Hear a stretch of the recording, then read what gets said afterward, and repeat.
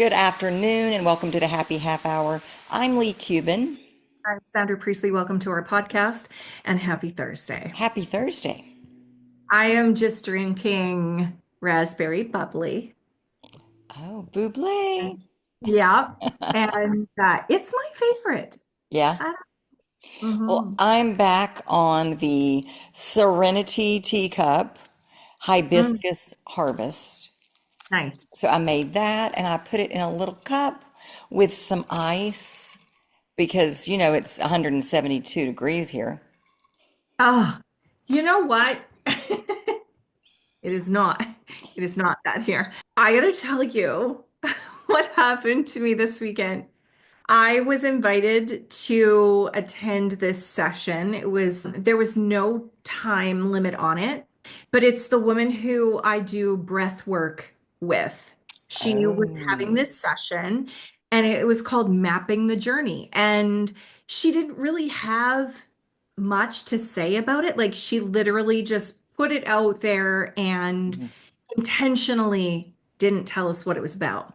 I didn't know what mapping the journey was, but it was about finding our core wound. And the process that we went through was so freaking interesting. Now, I have done this a lot, right? I've done a lot of personal development work. I've worked with a lot of coaches, and I really felt like my core wound was fear of judgment. Mhm.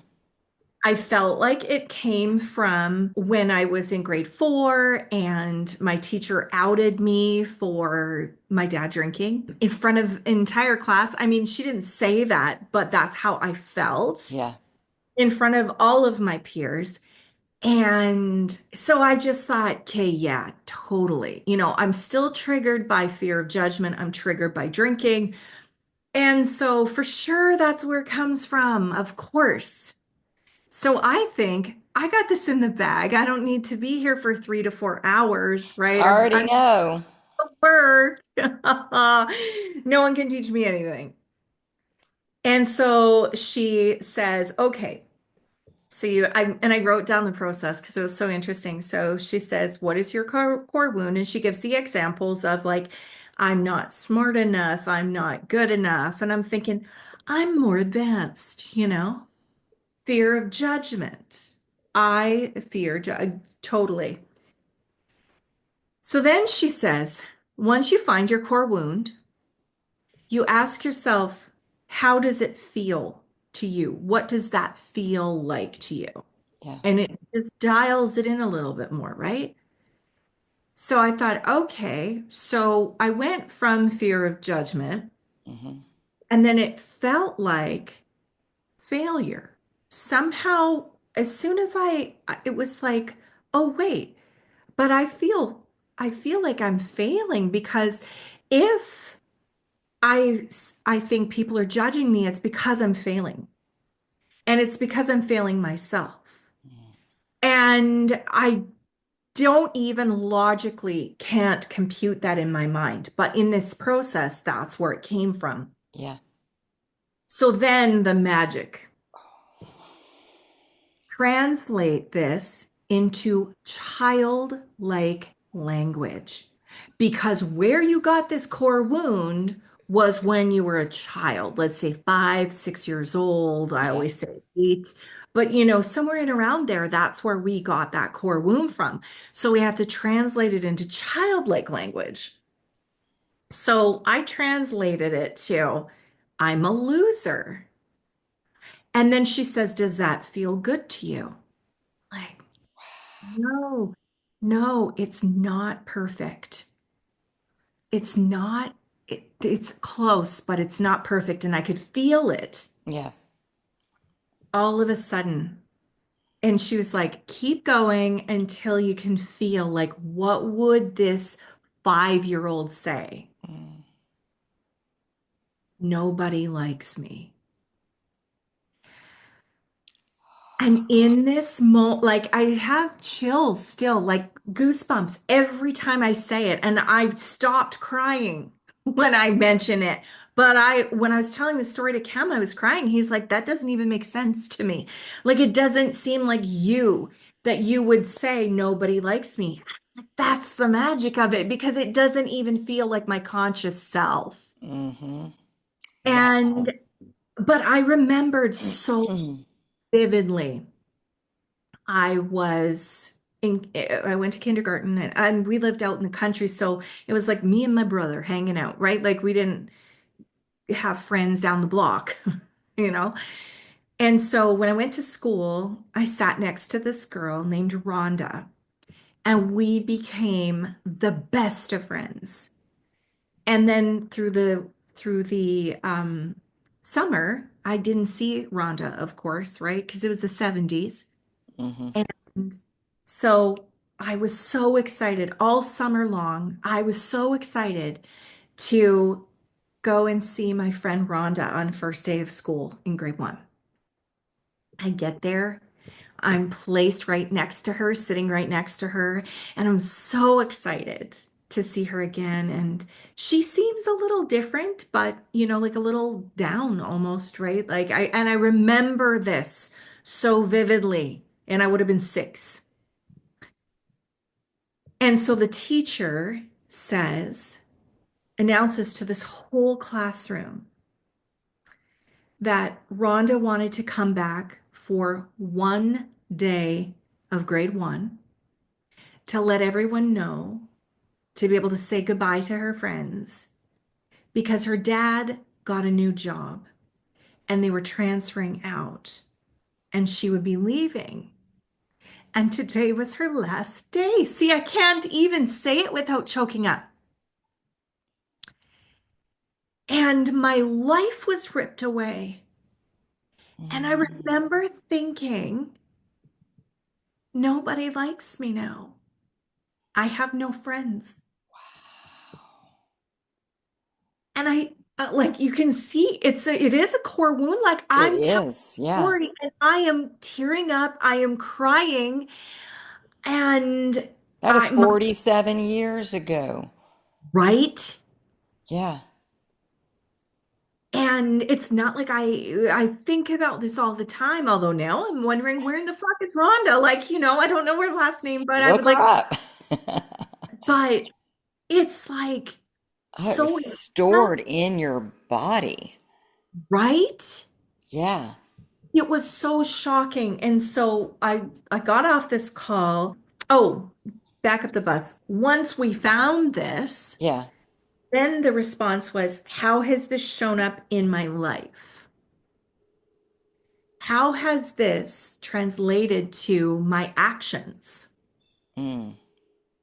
Putting other people first. Hmm. I need to put myself first, right? Making sure that they like me, Trying to be perfect.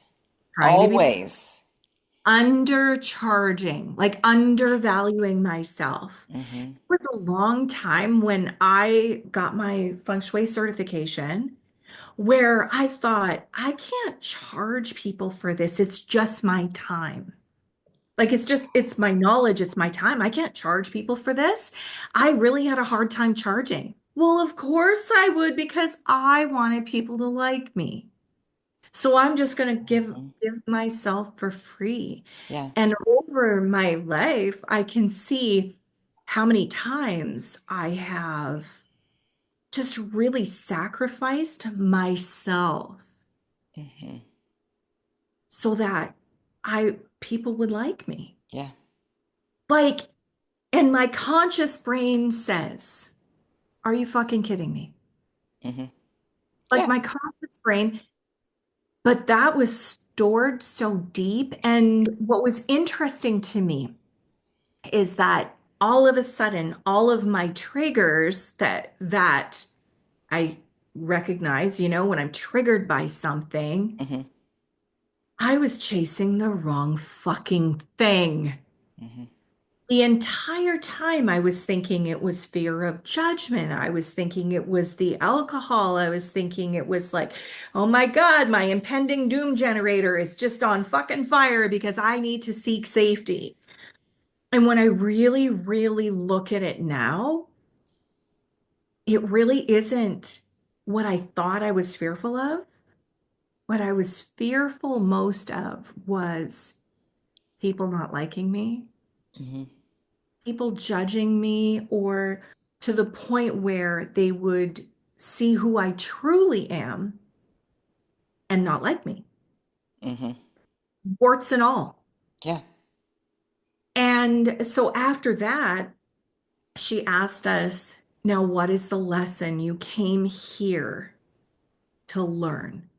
Because she does talk about how we are divine souls.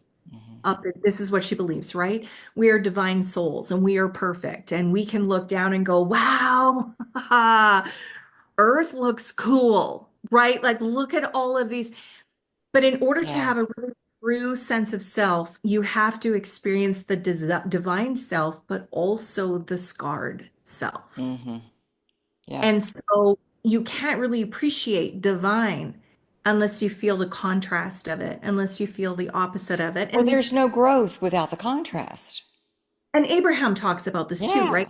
Yeah. On the good if you don't feel the opposite of good. Hmm. And so she believes, this woman, Morgan, believes that you as a divine being choose to come down to earth to have a human experience Hmm. Pick your and to, parents. right, and to learn from this core wound so that you can feel this, like you can go up and high five all your buddies up there and go, fuck, I nailed it. Like I Hmm. failed so epically and I figured it all out. And so when I really looked at and dug into what was my lesson that I needed to learn, authenticity and integrity. Hmm. Yeah. Because I also look at how I have sacrificed myself, like my true core self, Yeah. sacrificed myself throughout my life to make sure that people loved me, liked Yes. me. Who do I need to be? Who do I need to be Mhm. so that they'll like me? What do I need to say so And that I'm palatable? the problem with that, although some of the difficult people might appreciate it, Right. but Right. when we are not authentically who we are, our people, our people Hmm. can't see us because we're pretending to be this way. Exactly. But we do that and we miss out on things. And our people, because we're trying to work the room. Okay, how do I make sure everyone in here approves? You can't. I had this big fear of saying something and having people not like me because of it. Or I Hmm. thought, unfair judgment, like people judging me for one tiny little thing that I said or did and assuming that I'm 100% bad. Mm. That was sort of my thing, right? Yep. But now I see, oh, wait a minute. I'm just fearful that they're not going to like me for who the fuck I am. Hmm. And, I have worked through that. I feel in many aspects of my life.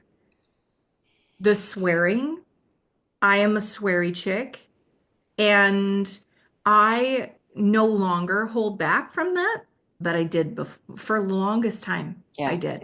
You I still restrain myself with Mhm. certain people, especially like a client. Right. There are some clients that will come and sit in my chair and say, Leigh, what the actual fuck? And then tell me something that happened. And then others that are very not that way. Yeah. I will dialogue with my cursing clients Yeah. because we understand that way of Mhm. just, I mean, it's a great way to describe things. Yeah. Very It, intense. it's not meant as vile or it's just, it's a way to explain something. But the ones that don't, or that I know their belief system, it might offend. Mhm. I will choose my words differently. And I think And that's out that's of, more out of respect. yes. And it's not, I find a way to be me, but it's Mhm. just not as raw as sometimes I like to be. Right. Right. Yeah. I feel as though I still do that. I mean, I still, out of respect for people, I will Sure. still, but I mean, I was known to be the one that would swear in national meetings. And it wasn't all the time, but not like on this Well, podcast, sometimes but the it's necessary. but the odd word would slip out and people like would come up to me in national conferences and go, "Oh my God, I have to meet the Sandra Priestley." And I am saying, why? Like, why? Why? Well, you're the girl that swears on all the calls. I'm like, what the fuck? No, I don't. Not on all the calls. I don't. Just on some. Like just a few of them. But I became known for being the girl that says the things that everyone is thinking, Yeah. but no one wants to say because everyone is trying to toe the political line. And so, That is your magic. right. It's And the, you dim it Mhm. for what? So that the people that don't want you to speak up and they want you to be quiet will be happy? Right?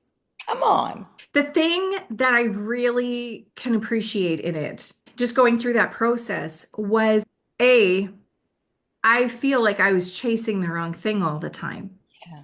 Now I feel like I have a better clarity on why I fear some of the things that I fear, why I sort of go down that rabbit hole. And now I can stop myself faster because I know what to Mhm. look for. Like now it's like, oh shit, yeah, I'm worried no one will like me. Oh, Mm. okay. You know, That's where you need heal. right. That's it. Before it was outside of myself more so, right? Correct. But the magic was talking in a child's voice Yes. because it doesn't also make sense necessarily to my 53-year-old brain, but it did to my 5-year-old brain. Hmm. Yeah. Nobody likes me, like, because it was like I was left It's like a and I leap. had no friends. Yeah. Hmm. But it also allowed me to see people who are kind of stuck, think, fuck, they just need to find that core wound. Hmm. Because we are really just walking around trauma responses. Oh, for sure. I had a new hypnotherapy client that came in to start this week. And she's like, Leigh, I'm triggered all the time. Like, I'm triggered on social media, I turn on the news, I'm triggered. I like everywhere I go. And I was like, triggers are your friend. We're trying to protect everybody, like trigger warning, trigger warning. Oh, yeah. Yeah. But the reality is, they don't need to be different so that we can feel better. Right. We have to look at ourselves. We don't have to do anything but pay taxes and die. But the triggers are showing up to say, heal this in you. Mhm. So, what's triggering you? Look at that. Don't go, oh my God, I'm triggered. Go, oh, this is something very important. My subconscious wants me to pay attention to, and then heal. And she looked at me like, because that's Yeah. not the response that she was expecting. Well, no, because everyone on social media wants us to like be safe from triggers and think that triggers are this big, deep thing and we have to stay stuck in them. No, no. And so I always try as best as I can to Hmm. just say, oh, okay, that's just old shit. Well, we're And looking at something oh, that just happened, and it reminds us, it makes us feel a way we felt over here. And Exactly. we think that is happening to us in this moment. Right. And We it's feel not it true. all. No, No. exactly. But once we understand that, then we have the power to stop and go, oh, I just need to heal something. What do I need to heal? So I sent you this quote, and I'm going to make some adjustments to it. But it says the most important spiritual growth does not happen when you're meditating or on a yoga mat. And I want to add to that, or in a church, or a synagogue, or a mosque, or the park. It happens in the midst of conflicts when you're frustrated, angry, or scared, and you're doing the same old thing, and then you suddenly realize that you have a choice to do it differently. Yeah. And we do. Like my morning meditations, while they're amazing and they give me a, like, let's go, that's not where the magic happens. The magic happens in the midst of the day when you walk into the office and the lady goes, oh, we're closing. Yeah. And you have the choice to lose your shit and go, oh my God, I just Mhm. quit my job and came over here. Or you have the choice to go, what's next? Yeah. The next best thing must be out there. And how we respond in that moment while the meditation on the yoga mat, the church, the synagogue, the mosque might give us the peace of mind to make the choice to say, everything works out for me. I have nothing to fear, rather than losing our shit. That's where the work is. It's in the day to day life Yeah. struggle that doesn't necessarily have to be a struggle. Yeah. I find even that you versus you mentality of like choosing power over my excuses Yeah, or choosing, it's like choosing to stay in your power no matter what. correct. It feels so incredible. Like when you walked in and it's like, hey, I know you just moved in, but we're closing, so you need to get the fuck out. Um, She didn't say it like that. Not at all. but having this choosing power, Yeah, choosing to stay within that own your own personal power, no matter, it just feels so beautiful. And it is such an example of spiritual growth. yeah, yeah, Intentional, yeah. intentional Because I choice. did have a snap. Yes, I mean, my first thought was, what the fuck? right. And then I heard, but everything always works out for you. And perhaps this is not the place that you're meant to be long term. Like, and then it was like, oh, what's next? Side note, are you ADHD? Totally. Did I just go off? Okay, no, no, no. And the reason I'm asking this is because I was watching this video, I think on TikTok, and they're asking Chat GPT for the explanation of autism from the Akashic Records.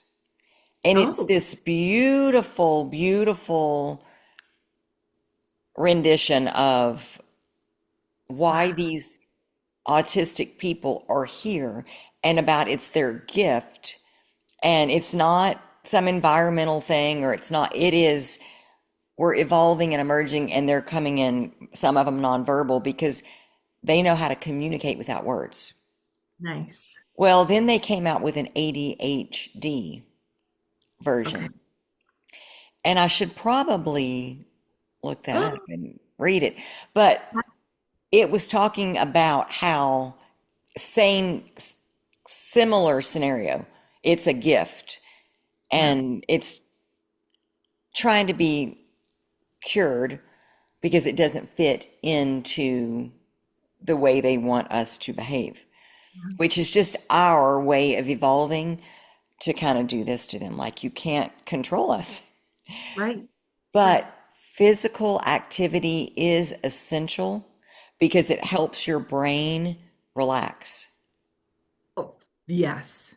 Hmm. Absolutely. I do some of my best thinking when I'm at the gym. Uh-huh. Like it's almost like it, probably because it stops all of the competing shit. And then I can open up and I can listen to, it's not my thinking, but like my intuition. I have the best ideas pop in. Yeah. I have the best concepts Because you're pop in. open. I'm open and I don't have competing. I also, side note, when I'm on the elliptical machine, because this is the one thing that I love the most, Yeah. I'm facing a brick fucking wall. So there's no, I'm not looking out a beautiful window. It's in But you're mountains. listening to something. I'm listening to Alex Hermosi. I like am it's so funny because you would think that I would be listening to some like music or say I am listening to Alex Hermosi and I don't know if I was saying this to you, but I do this one program. Well, I do several different programs, like routines on the elliptical that's guided. Yeah. And so I listened to Alex Hermosi one day, and then I listened to it was a podcast by Candice Bure, and then I listened to country music, like upbeat, happy hour country music, just from my Okay. Apple Music. Nice. And I love country music. What's crazy is I, I burn the most calories with Alex Hermosi, the least Candice Bure. Well, of course, because Alex Hermosi has that masculine energy to him, right? Like it's like go, go, go, do the fucking work, like and whereas Candice Bure is a little softer, and she was the one podcast I was listening to, she was talking about how hard she was on her body, Hmm. how she just heard this.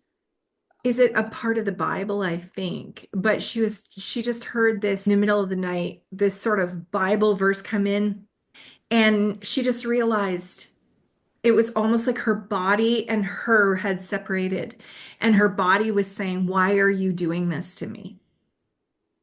Like, do I not carry you? Do I not nourish you? Do I not like, why are you not nourishing me? Why are you not taking care of me?" And all of a sudden it was Wow. fuck, because she has had eating disorder struggles and things. And Trying to be perfect. right. It was just this magical moment. And it was a Mhm. really good podcast, not one that helps me burn calories, you know? Well, Keep yeah. thinking, but like I wasn't, but I Not the, yeah, it's not what you want to listen to at the uh, gym. 350 calories. No. But I would assume that the country music would have been the thing that would push me more. No. Yeah. Alex.